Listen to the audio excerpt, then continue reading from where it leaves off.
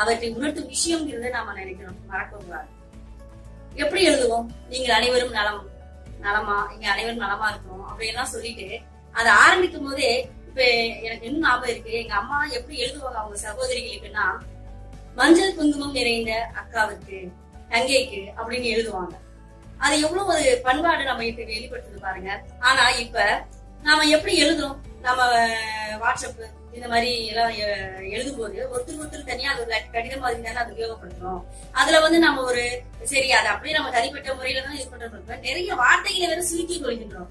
அது அந்த என்ன சொல்றது, ஸ்பெல்லிங்ஸ் எல்லாம் கூட நம்ம இப்ப சுருக்கி அது வேற அர்த்தங்களா மாறி இப்ப வெறும் இமோஜியா போட்டு அந்த மாதிரி ஒரு இதே மாறிடுச்சு நம்மளுடைய நாகரிகம் என்ன நான் நினைக்கின்றேன்.